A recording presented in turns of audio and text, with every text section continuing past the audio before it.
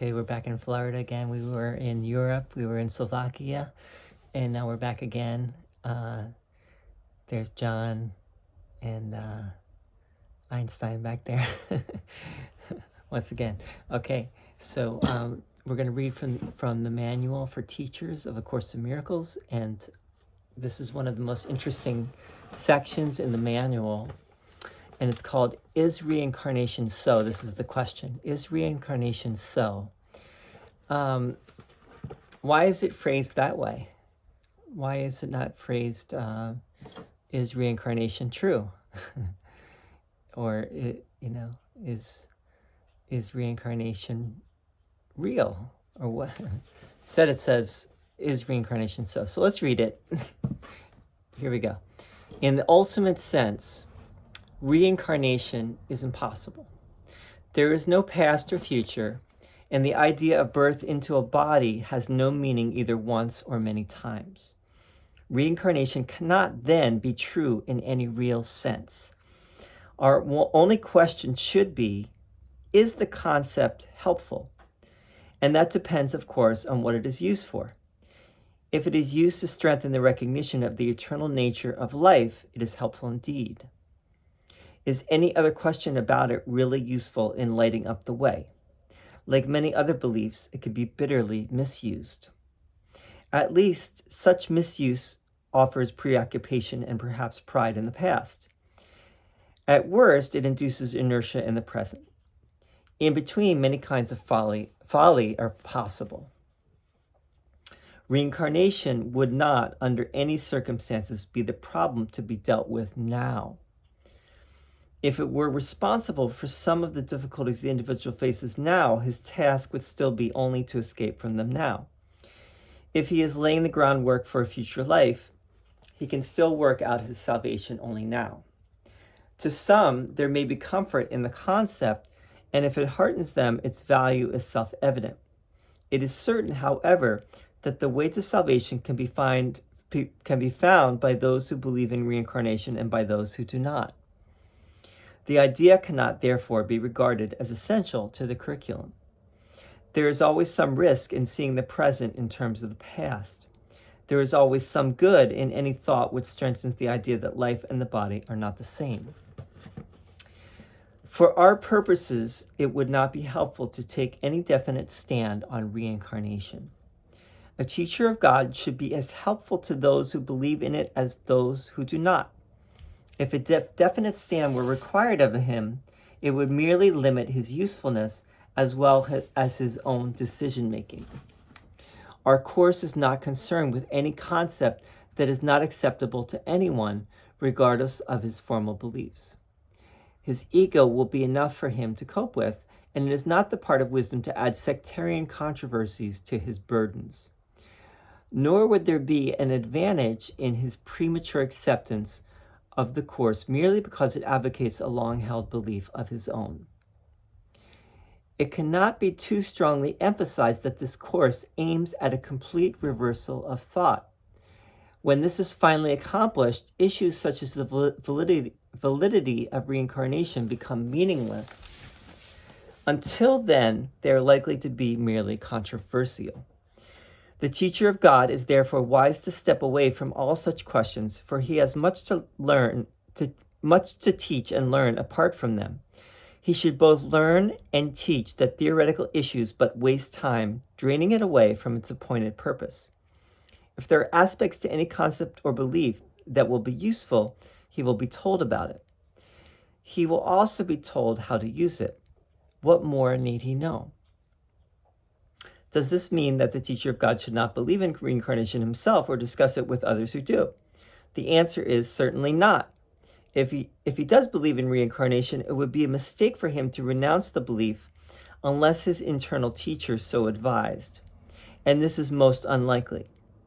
He might be advised that he is misusing the belief in some way that is detrimental to his pupil's advance or his own. Reinterpretation would then be recommended because it is necessary. All that must be recognized, however, is that birth was not the beginning and death is not the end. Yet even this much is not required of the beginner. He need merely accept the idea that what he knows is not necessarily all there is to learn. His journey has begun. The emphasis of this course always remains the same. It is at this moment that complete salvation is offered you, and it is at this moment that you can accept it. This is still your one responsibility. Atonement might be equated with total escape from the past and total lack of interest in the future. Heaven is here, there is nowhere else. Heaven is now, there is no other time. No teaching that does not lead to this is of concern to God's teachers. All beliefs will point to this if properly interpreted. In this sense, it can be said that their truth lies in their usefulness. All beliefs that lead to progress should be honored. This is the sole criterion this course requires. No more than this is necessary. Okay, so Jesus completely sidesteps the question. He's like, well, depends. No, he doesn't. Basically, what he's saying is the purpose and the usefulness of any idea is what is really important, right? Elsewhere, Jesus talks about how, and he here as well, he talks about rising above sectarian debates, sectarian quarrels and arguing. If you look into for example, the question of many of the questions concerning the Bible, for example, the big one that I've been looking into is the historicity of Jesus. Was Jesus a historical figure, or was he a myth that was created? It's a very interesting question that is all over YouTube if you look for it, and it's some very interesting stuff. This guy, Dr. Richard Carrier, is one of the leading voices in making the case for mythicism. But anyway, what I really want to say is, if you go into these debates, they're never ending. Obviously you might decide which side you like, you prefer better, but really, the reality is that there is no answer, right? There's only a great mystery for all these things. You will not arrive at the answer through debate and reasoning and argumentation and even the scientific method. That's doesn't work that way. Try as we might, we've been trying for a very long time. It seems like we get closer and closer, but do we really understand the nature of reality? That's the question. Have we really pinpointed what it is? And Jesus seems to be saying, only the one who has fully awakened from the dream, fully accepted the atonement, which is separation is an impossibility. It never happened. There is no separation. Only that person who has fully accepted that and has gone all the way and found complete forgiveness, come to the place of complete forgiveness. Only that person can really touch what it is. And that's, the over and over again in the Course, Jesus is saying this. He's basically saying something that William James proposed. It's probably other people have proposed it as well. William James was this Harvard, I believe he was a psychology professor at Harvard, and he wrote a very famous book called The Varieties of Religious Experience. He has a very interesting section there on mysticism. But I don't really want to talk about that. I want to talk about his philosophy of, I believe it's called it's not utilitarianism. It's what's it called? Pragmatism. Yeah, his philosophy of pragmatism, which is basically an idea is only as good as its usefulness, right? Is it pragmatic? Is it something that can be helpful to you? And if it's helpful, and if it works for you, then it works.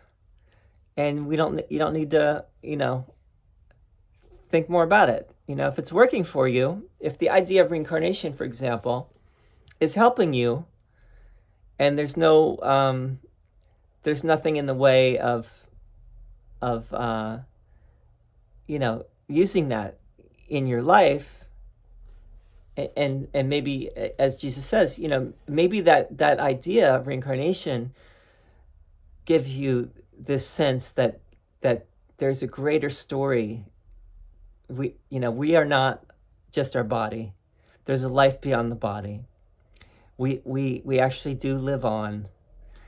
And Jesus is saying, hey, if that is helpful to you, great. Now, reincarnation, the idea of reincarnation can also be misused, and it has been misused. Just noticing my hairs. Not that it really matters, but it has been bitterly misused, as Jesus says. How has it been misused? People can get caught up in the past. They can get caught up in trauma that happened in the past, or I was this great person in the past, or I was this or that, and can kind of get lost in that. That's how it can be misused. Or to make yourself special, like I was Jesus, or whoever, Queen Elizabeth, or whoever it might be. Now, obviously, the way that I got into reincarnation was through Many Lives, Many Masters. This really incredible book. I'm blanking on the name. Remind me. Many Lives, Many Masters. Shoot. Man, why am I forgetting? Anyway, it'll come back to me. But the point of that book and the subsequent books that came out after that book, Brian L. Weiss, yeah, that's his name. So Dr. Weiss's basic thesis is that when he would regress people to their past lives from when they were going through some traumatic experience, and it was usually a death, like they were dying in a past life. If he could regress people to that place and they could relive their death on the table with him, that would help clear an issue in the present. And that's pretty amazing, actually. Jesus obviously doesn't say anything about that here. He doesn't say anything much about specifics. His points tend to be more general. But I think Jesus would also say, yeah, look, if that is helpful to you, and if that helps resolve an issue that you're having now, great. But the reality is, as he says, heaven is here, there is nowhere else. Heaven is now, there is no other time. And the only time, really, that we can find salvation is right now, right? No matter what's happened in the past, doesn't matter. The only thing that really matters is right now. This moment, this lifetime, where we are right now in this lifetime. And we can come to a place of acceptance of this principle of the atonement right now. And we can have an experience of our true reality right now. And that is open to all of us. So the idea can be helpful, especially at the beginning. Like, it was helpful for me. Reincarnation was very helpful. I was very pleased to read these different reports about people having near-death experiences, or talking about reincarnation, and it made a lot of sense to me, and it I don't think I would have gotten as deeply into yoga as I did if I had not learned all about reincarnation first. So the idea has a lot for it, but I think what Jesus is trying to say is that a teacher of God doesn't want to take any stance on this issue, any hard stance on this issue. That can be an impediment to teaching and to learning. But rather, the teacher of God wants to remain open, and if someone believes it, great, and if someone doesn't believe it, also great. And we don't want to make an issue of that, and we don't want to get into debates with people, and we don't want to try to convince someone one way or the other. It's really not that important, and everything is what is useful to that person at any given time. And if it's useful to believe in reincarnation, then, and it's helpful to them because it's useful, then who am I to take that away from them? And if it's useful not to believe in it, who am I to try to convince them otherwise? And basically Jesus is saying it doesn't matter. It doesn't matter whether it's true or not. And ultimately it's not true, because the body is not real and the world is not real. So the idea of reincarnation itself is just another illusion. It's illusory. So anyway, this has been a long spiel, and I've been rambling, but I hope something has been helpful here. Talking about usefulness. Next time we're going to read the next section, which is also fascinating, especially for those who are students of yoga as well. Are psychic powers desirable? So we'll read that next. Stay tuned for more. Thank you. Always feel free to leave feedback, comments. See you soon. Om.